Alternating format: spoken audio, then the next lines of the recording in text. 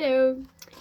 So I thought I would carry on with chapter 13 from The Hidden Life of Trees by Peter Wohlleben. And the title of, did I say 3 before? I meant to say 13. Chapter 13 is Specialists. So let's see what comes from this. Just move that quickly. There we go. Okay. Are you ready? Sorry. Trees can grow in many extreme environments. Can? Indeed, they must. When a seed falls from a tree, its landing site can be changed only if the wind blows or an animal moves it. And once it has sprouted in the spring, the die is cast. From that point forward, the seedling is bound to take this little piece of earth for the rest of its life, and must take whatever life hands out. And for most tree youngsters, life hands out a whole series of challenges. For the place where a seed happens to end up often turns out to be highly unsuitable. It's either too dark, as it is when a light-hungry bird cherry sprouts under large beeches, or it's too bright, which is the case for beech youngsters whose delicate foliage gets scorched by the blazing sun in clearings. Marshy forest floors rot the roots of most trees, whereas in dry, sandy soil they die of thirst. Places with no nourishing soil at all, rocks or branch forks in big trees, are particularly unfortunate landing sites. And sometimes luck doesn't last. Consider seeds that come to rest in the tall stumps left when trees snap. The settled seeds grow into little trees whose roots descend into the mouldering wood. But when the first unusually dry summer rolls around, causing the last of the moisture to evaporate even from the decaying wood, the would-be winners wither and die. Many Central European tree species have similar ideas about the ideal place to live, because similar criteria for well-being hold true for most of them. They love nutrient-rich, loose, crumbly soil that is well aerated to a depth of many feet. The ground should be nice and moist, especially in summer. But it shouldn't get too hot, and in winter it shouldn't freeze too much. Snowfalls should be moderate, but sufficient that when the snow melts it gives the soil a good soaking. Fall storms should be moderated by sheltering hills or mountain ridges, and the forest shouldn't harbor too many fungi or insects that attack bark or wood. Sure, that's a tall order. Sounds amazing. Okay. If trees could dream of an earthly paradise, this is what it would look like. But apart from a few small pockets, these ideal conditions are nowhere to be found. And that is a good thing for species diversity. If Central Europe were such a paradise, the competition would be won almost exclusively by beeches. They know exactly how to exploit abundance, and they suppress competitors by growing up through the crowns of other trees and then covering the losers with their upper branches. If a tree is going to survive such powerful competition, it has to come up with an alternative strategy.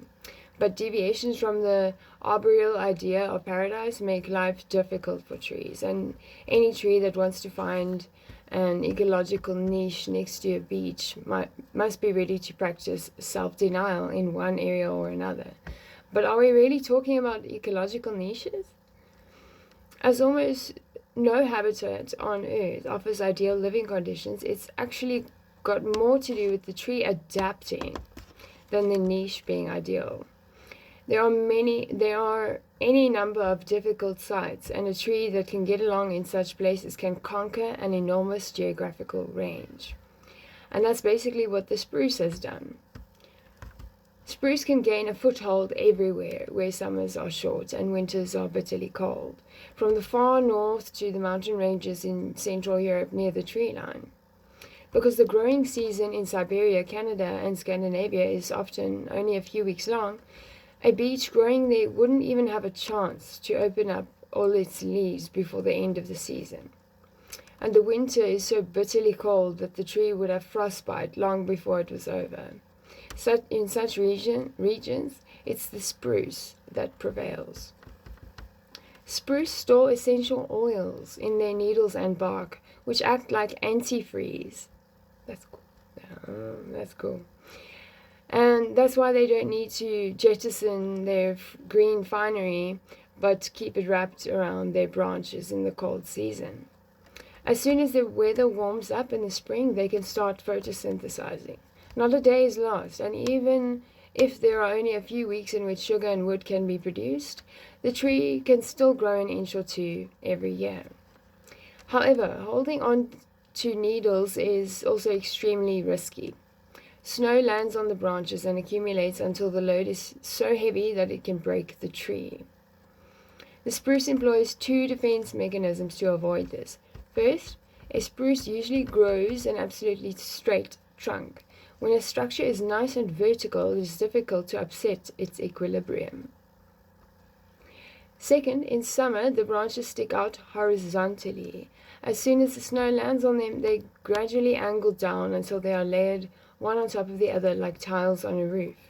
Arranged like this, they mutually support. Oh man, you guys most probably sometimes also experience John Viveki, like his voice just running in the back of your mind. Anyway, sorry, I'll get back to stop interrupting me. Okay, I'm just joking. It's just some of the language that overlaps here. That's why I'm saying that. Anyway,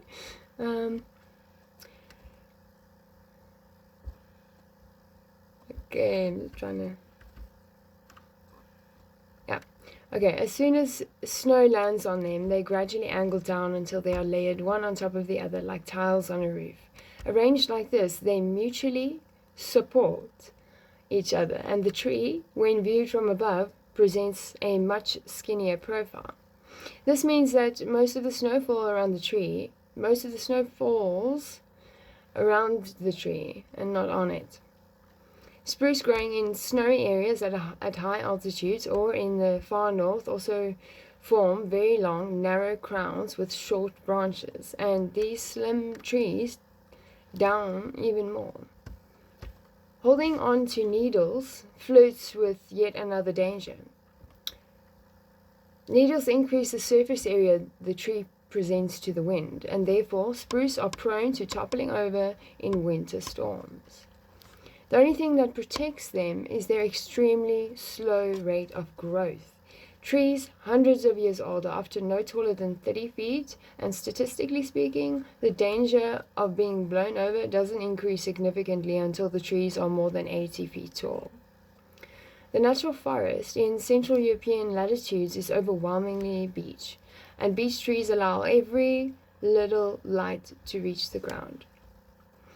The yew, the epitome of frugality and patience, has decided to make the most of these conditions, because it knows it can't hold a candle to the beech in the growth department. It has decided to specialize in the forest understory. And here, with the help of the 3% residual light the beech is allowed to filter down through their leaves, it grows. Under these conditions, it can take a whole century before a yew reaches 20 to 30 feet and sexual maturity, and a lot can happen to it in this time.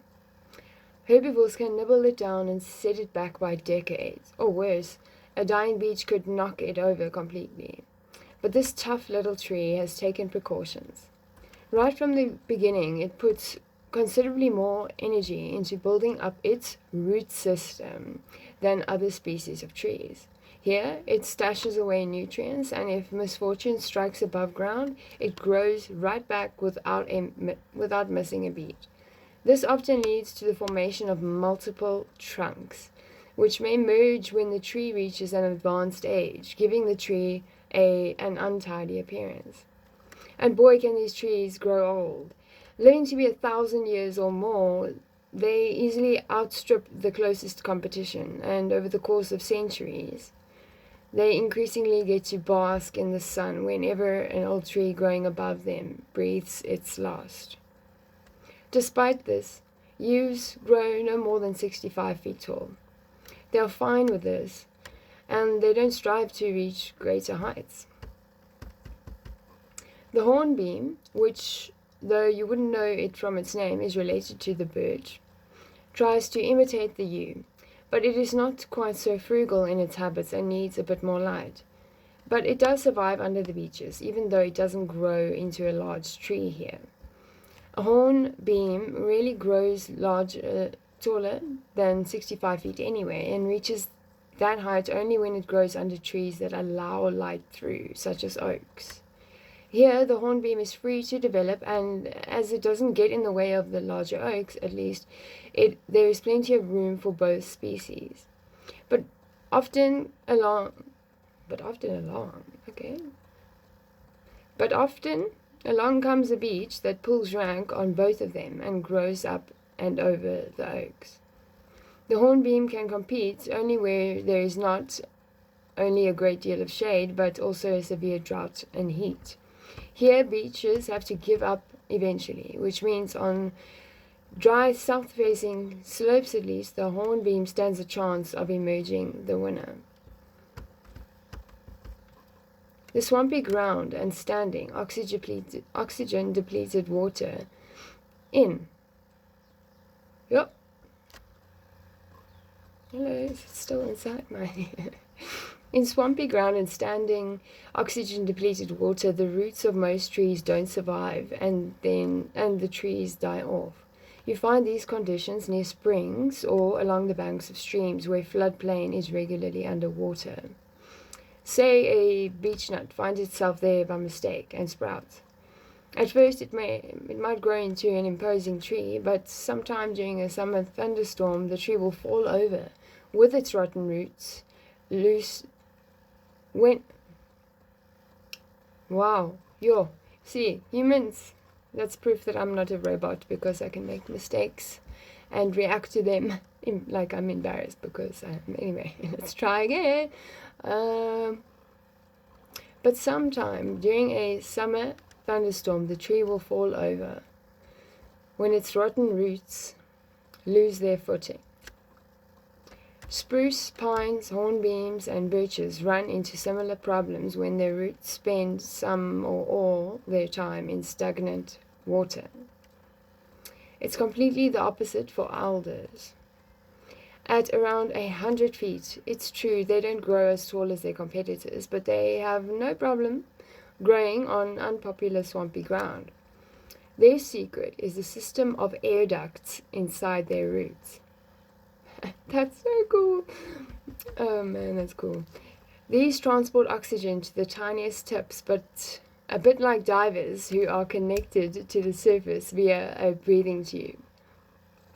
Oh, that's good. That's a beautiful image. Metaphor. Take it or leave it. Take it. Run with that idea. I'd love to hear the feedback with that one. That is so cool.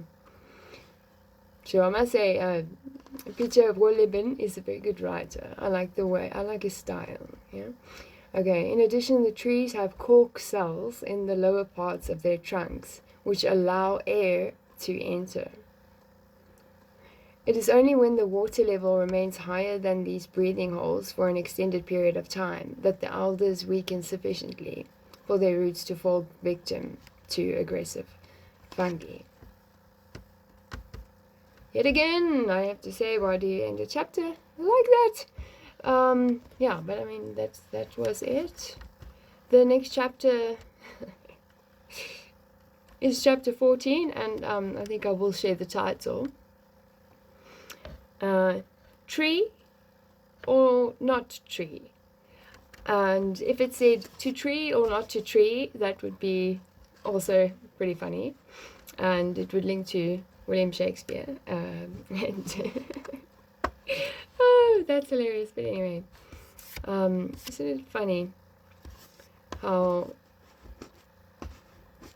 beautiful things sort of just overlap one another? Like, yeah, it's and come together in a way that you're like surprised by it, but you kind of knew, but you didn't see it, and yet you feel like you should have known, and there's a sense of gratitude, and there's also, like, at least for me, a little tiny flicker of the feeling of youthfulness, if I could use that word.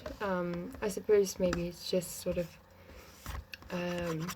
by youthfulness, I suppose I mean the like the delight that a child has, but kids just have that, like, wow, and then it maintains like a shining light.